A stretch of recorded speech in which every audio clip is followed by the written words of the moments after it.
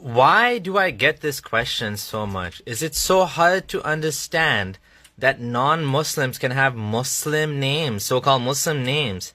Christians that leave Christianity and become atheist still keep the names like Paul and Luke and whatever, David. Do you really think everyone that becomes atheist has to change the name? Well, what's an atheist name? What kind of name is an atheist name? Like, so weird. Like, yeah, I'm gonna keep the same name I had that my parents gave me until I die. I don't have no reason to change my name, and I'm sorry you're so butthurt about the fact that there's atheist Aishas, Omars, and Abu Bakrs and Muhammads. Those names existed before Islam. The Prophet Muhammad's father's name was Abdullah, and he was a pagan worshipper, and he's going to hell according to the Sunni Hadith. So, deal with it.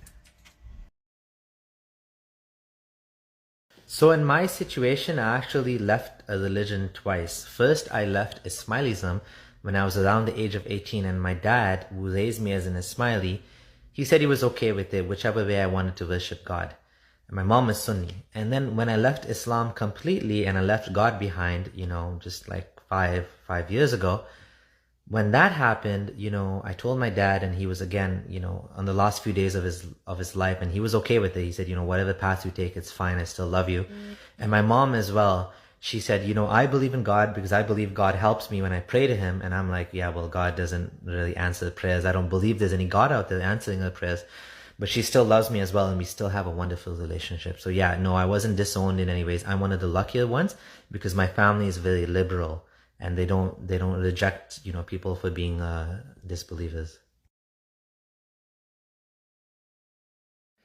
In the 7th century in Arabia, they used to believe that both the sun and the moon went around the earth.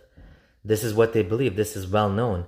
In fact, if you read the Quran, it appears to be that Muhammad did not know that the sun and the moon are not chasing each other. He didn't know that the sun was much larger, like way larger than the moon.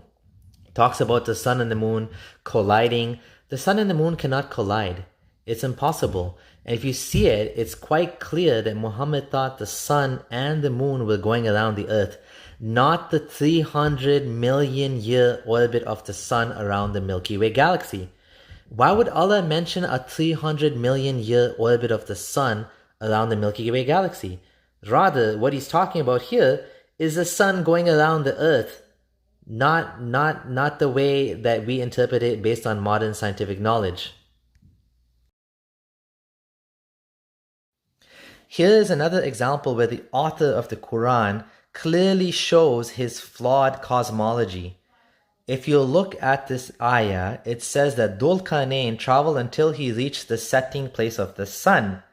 You cannot reach the setting place of the sun. If you travel towards sunset, you will never reach it. Back in the 7th century, they used to believe that the sun actually set at a certain place and actually rose up at a certain place.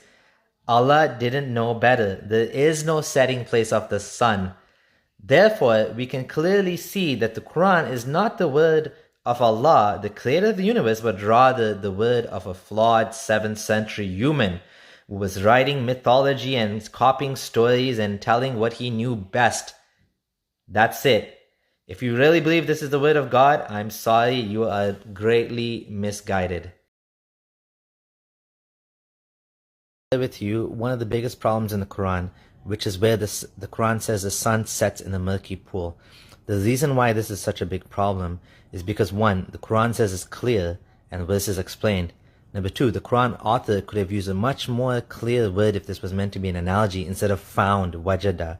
The context shows he reached the place of sunset, which is again impossible, but they probably thought it was possible back then.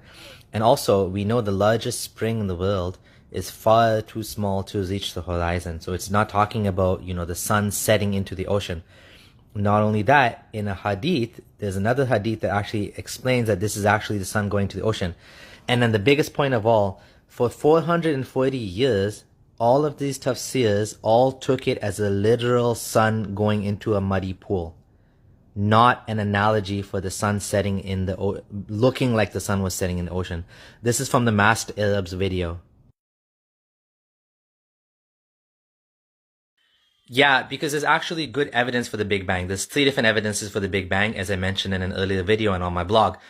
There's not good evidence for the Quran. There's no good evidence to believe in magic, in jinns, in shooting stars that chase angels, in Gog and Magog, in a gate that's trapping them beneath the earth or whatever, in magical prophets that can split oceans and this and that. All of these claims, all of these magical, miracle things happening, and then now suddenly God is silent and God doesn't talk to us, God doesn't answer any prayers. Funny how all of these amazing things happened, and just when there's no camera and there's no evidence and there's no way to record it, and now all of a sudden we have technology, we have cameras, we have all of this ways of recording video evidence, and God is silent, God is missing, God is not there. So even if you do believe or do not believe there's a God, that's a different topic. Whatever the case is, Islam is false, and that is for sure.